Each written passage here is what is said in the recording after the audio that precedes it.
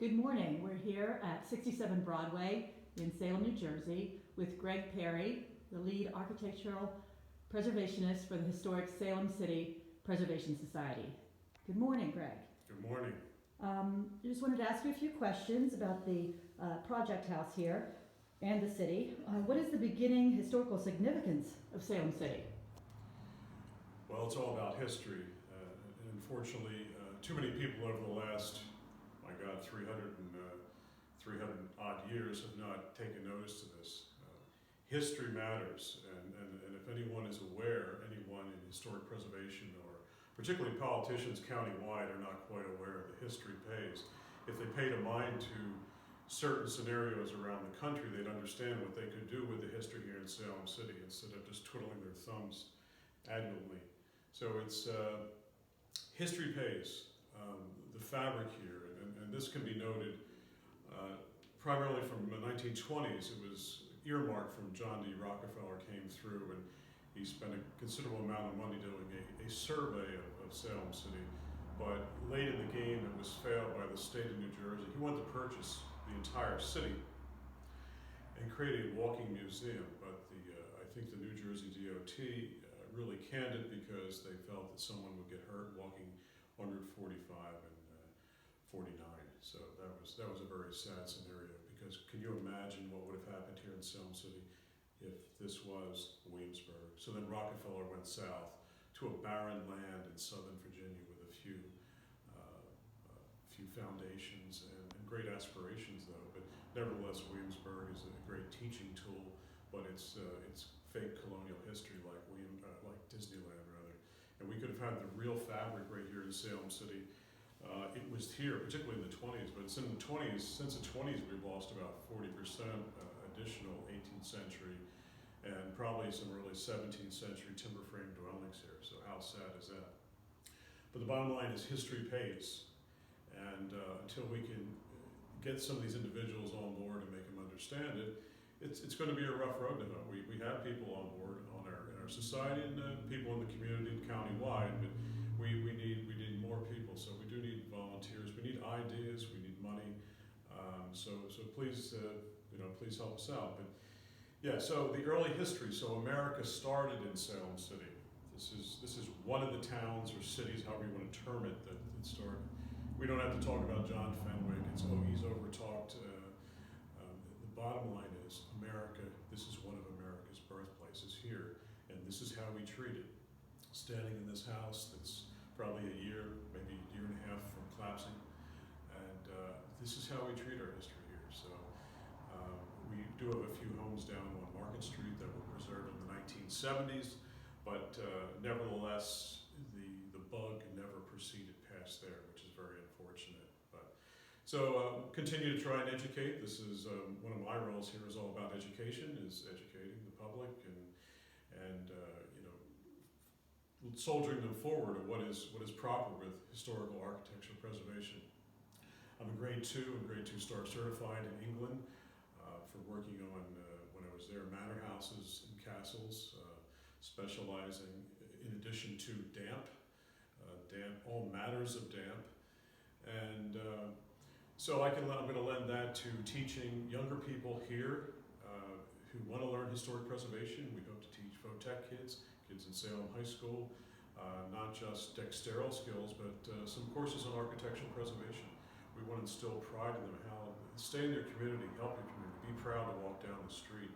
Don't want to be the first ticket out of town after you're out of school. So that's where we're the historical thing here in Salem City. Well, moving on to our next question, Gregg. Initially, how did the city grow and what was its significance? Well, obviously this was a port town, and this Salem City was here before Philadelphia and Boston and New York City, so this was a huge affair here in Salem City. A port town that brought goods in, and there was on Fenwick's Creek down near Worldport, there was about 600 feet of dock on one side of the river. And could you imagine bustling the barrels and sailing ships of the day? When we talk about sailing ships, we're talking about 35, 40, maybe 50 feet with the rigging and just life that you could see in an 18th century film such as Turn.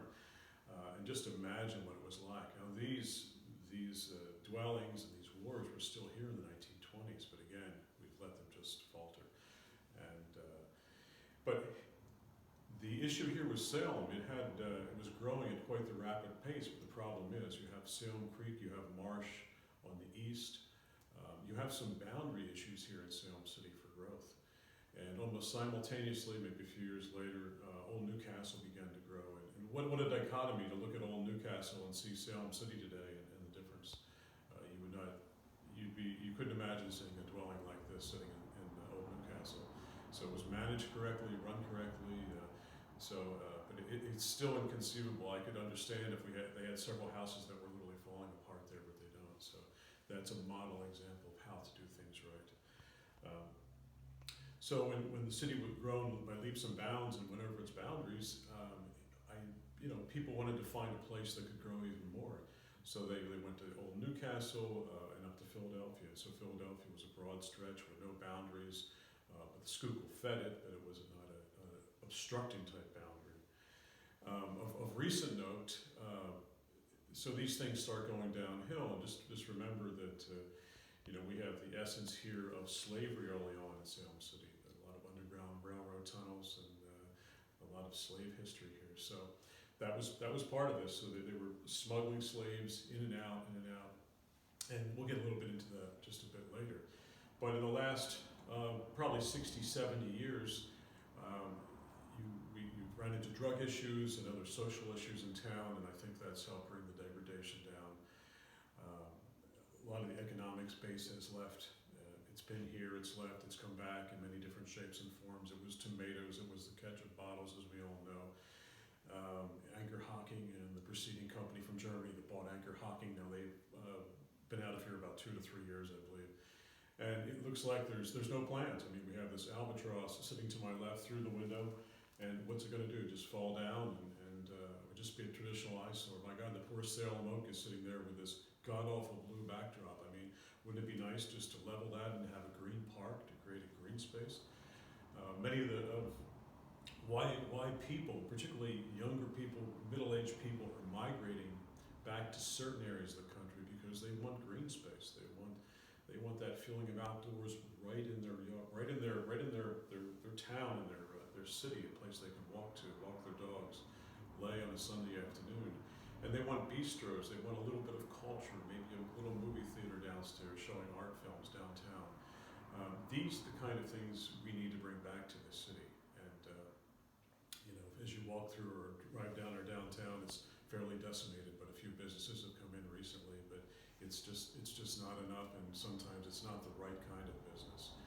And we need businesses for all the people, for all the races of people in town, so not just for one. But in the last probably 25, 30 years, we've had other groups in town try to make some historical significance by lightheartedly doing some restoration preservation attempts here. A lot of non-professionals trying to make a name for themselves at times, which there's nothing wrong with that, but it always falls quite short, unfortunately. And I think it's left an ambiance in the city of too many people just not believing in Salem City. You leave Salem City, you're in Philadelphia, New York City. A lot of people have heard of this town. It's a bad town. It's a deteriorated town. It's on a par with what Camden used to be. So we need to change that. But the unfortunate thing is, back in the early 70s, on Market Street, coming in from Woodstown near the Royal Port, there was a few houses there.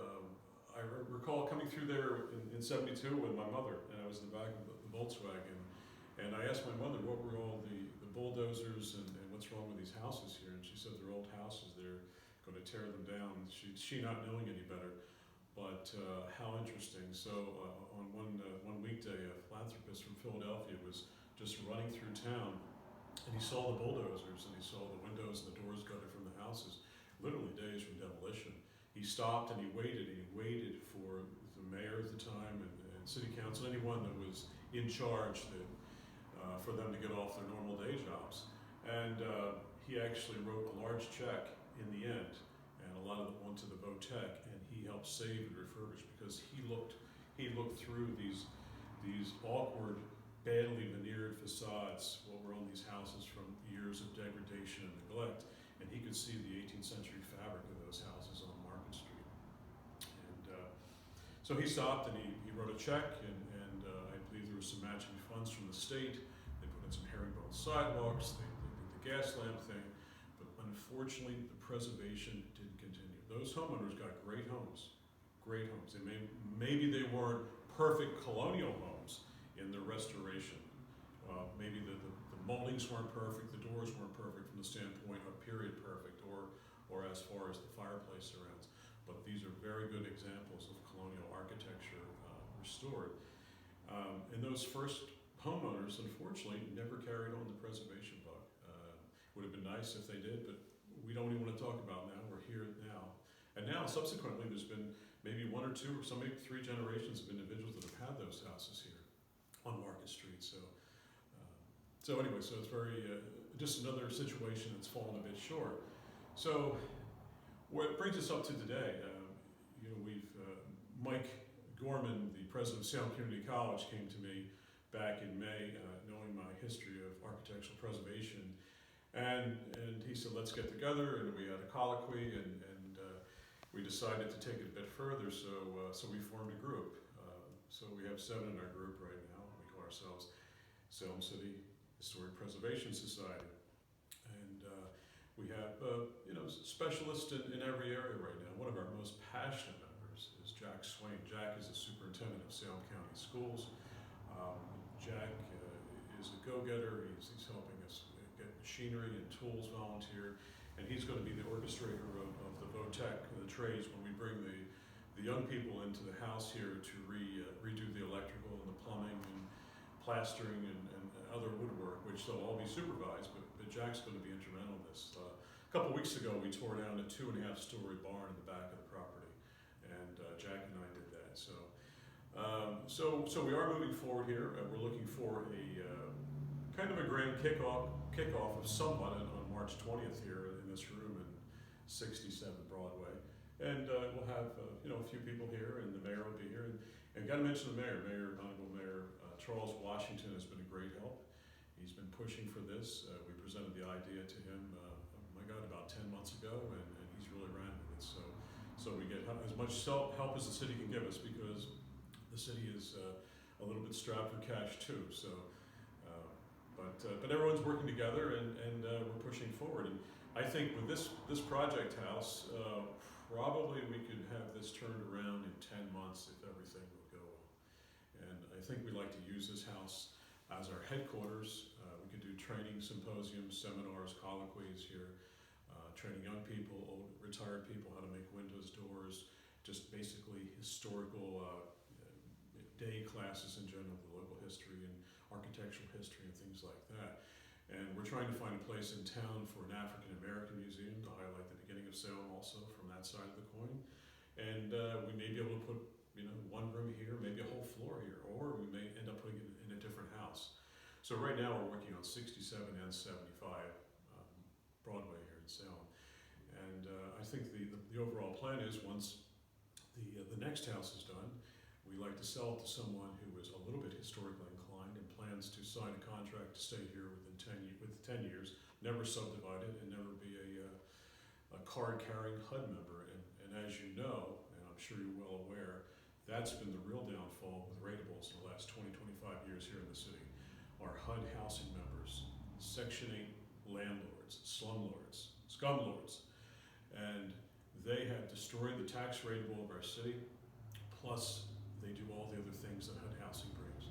So this is a city that was crumbling then and crying out for help, and we don't need these kind of people coming in. Some would say, well, better putting them in the house than not. But what it doesn't bring outside ideas and outside in other individuals and commercial ventures in when you make everything under the auspices of HUD, unfortunately. So, but nevertheless, we're going to keep pushing forward, and one example, one house after the other, marching down Broadway from west to east, and then down Market Street. What's available? So hopefully we can sell 75 on Broadway here, and probably pick up 1 or 2 other houses along the way after that, and just continue the march.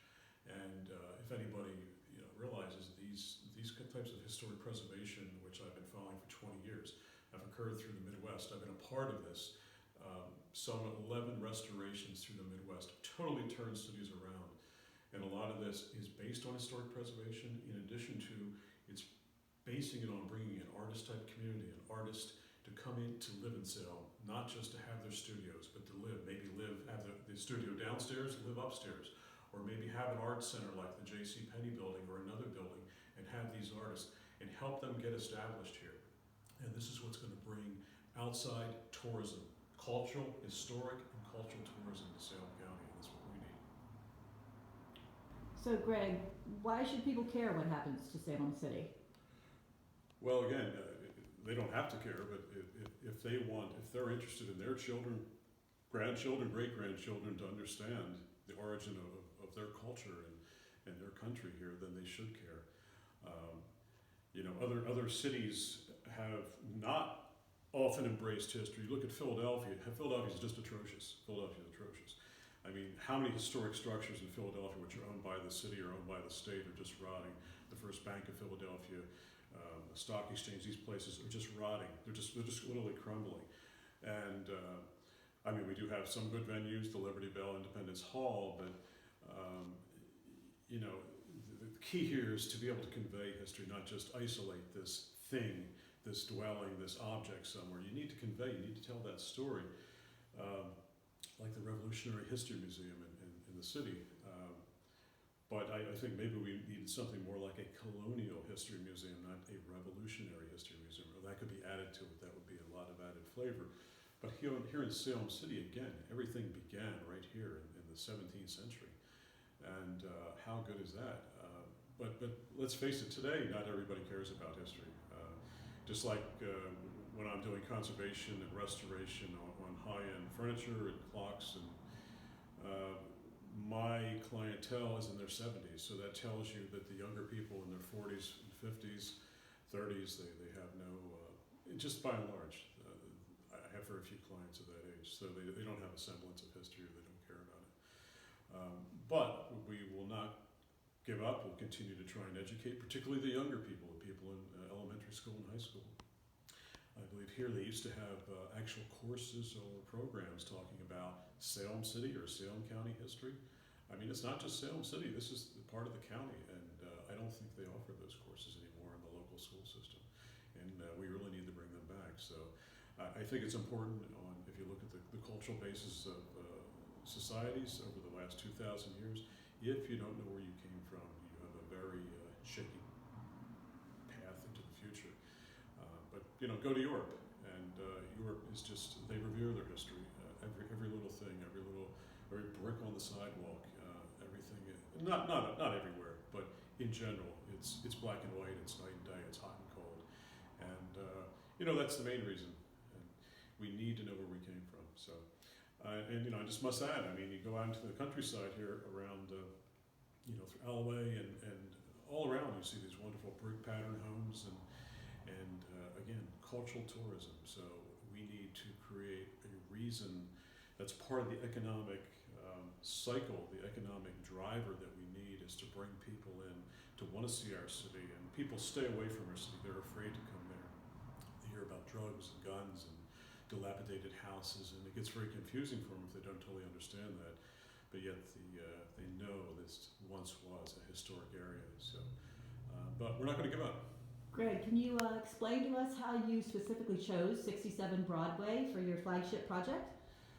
Yeah, we were looking at a couple factors for this. Some of them are the local inhabitants on a social basis. There's a lot of more socialization going on East Broadway. We have a liquor store. We have like Sherwin-Williams down there. A lot of things happening. This area is a bit deader. And it's lovely because you come off over the bridge from Pennsville or from Delaware or from the north. And this could be a project house that you're going to see with a nice sign. It's going to make a real statement here, as opposed to getting lost in the middle of the mix. So less socializing here on the street right now. And as you try to take over one house at a time down the street, it's important. So the mayor paused this with maybe 3-4 houses. We wanted to choose 2 to get off to get out of the starting blocks. But so I picked this one. This is a great Georgian. This was once a single with one door in the front. You'd be looking for a sign out here. We've just come up with a virtual rendering of what the restoration, preservation is going to look like, and so be on the lookout for that. But a classic Georgian that you would have seen in the Midlands in England in the early to mid 18th century. So one great doorway with pediment, it would have been an arched pediment, and two grand staircases as you come in the front. Now it's been walled off. 8 fireplaces, and I think we hear something in the house. So I'm not sure if the house is haunted, but most of these are, we understand. But this house, we had a conversation. We're doing a video series last night here, and the house has explained to me that it's ready because it's been waiting for help for probably about 40 or 50 years. People have just abused it. So we got a commitment to our house here. But anyway.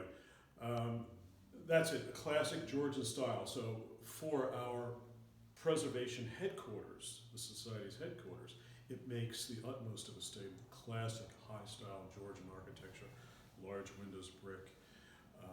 8 fireplaces, imagine, in this house at one time. They put a wall up, we still have 4 on one side, 4 on the other, but unfortunately to my right, one has been blocked off. And our last video with Life After Television, John Hohen, John wanted to, we videotaped opening that up and just kind of pulling that out of the wall. So that's wonderful. But this is classical architecture. Yeah, this is absolute classic architecture. Probably, we're not in a revival type house yet, but classic architecture, probably going back about 30 years into the 1770s, 1760s. This house is 1801. So it's so proportionally appealing to the eye when they built this house that it stuck. It stuck with them and said, this is what I feel is high style, power living, making a great statement here on Broadway. So that was the choice of this house. And the other choice would be to show the dichotomy. We have a house next door, the other side is going to be deteriorating. Sometimes we see some life there, sometimes we don't. I don't know if it's going to be rented. It's been like that way for many years. I'm not sure if it's going to be a HUD house, but this house will show the dichotomy right from the street level. What we're also going to have in the back, we leveled the 2.5-story garage in the back and some of the back porch the other day. So it enables us, we have a drive actually, we have a nice driveway there. So we can have colonial trades. It's our thought to have colonial fairs here, certain times of the year, showing actually blacksmith and other type colonial tradesmen out there working, who knows, possibly in coordinating with the parade or other times of the year, maybe in the summer. Maybe we'll have a summer or fall festival here in the backyard. So we have that kind of space. And that's going to add another dimension to historic preservation here in Salem City. Another reason to come, another reason for cultural tourism to come through. The other game with all this, we're making our headquarters here. I am donating my woodworking machines from my Pennsylvania studio, which we think we've landed a building in Salem to put them, and we're going to offer architectural millwork, building of windows, doors, moldings, flooring, 3-4 hour courses in plastering and things like that. So everything you need. So this service will be offered as a walk-in basis. Everyone around this county, Cumberland County, Gloucester County, can come down and they can get educated in what their house needs, or maybe they know what their house needs and they just want to buy it. But hopefully we'll be able to train young people to produce it, eventually employ them, and senior citizens. So we'll bring the seniors and the young people together, and they'll go through some of our training courses either here or at the Votech, and be able to offer this millwork to other homeowners here in Salem City or around the counties that want to put their home back properly. And we will have advice to back it up by some other historians. We have a lot of other people. We have about 5 other people here in the Salem County area that are wonderful historians. They're steeped in architectural knowledge, how to attain it, how to research it, and we will be bringing them on board at a later date when this house is more under motion. So again, to wrap up, this is a center that we like to have, a community center somewhere here in the city for training. So, and in doing so, to put pride, again, instill pride in our young people, to say no to drugs, not to leave, to pride in their community, to pick up the piece of trash, to look out for the houses, to report crime. This is the kind of thing. Be proud where you live, and that's what we're trying to do here in Salem City. So if anybody can help us out, please, if you have ideas, good ideas, we want positive ideas, we want to move forward from this point need negativity. And donations, helping hands, a name, anything. And don't forget that we're still working on the project right down the street here in Broadway, which is the old town clock, the oldest town clock in America. On the bell, it's dated 1702, and had all the subsequent recasting dates on the bell. We've been held off maybe a year and a half, because they've had a change in the pastors there, a couple changes in pastors, and they're not quite settled in yet. And you know, we were waiting for someone who's going to be here for a longer term, to create a relationship with them to continue our project here. So how good can this be? Headquarters here, first project house for sale, which will be 75, and working on the oldest town clock in America. So America starts here, so come see us and help us out here in Salem City. Thanks so much.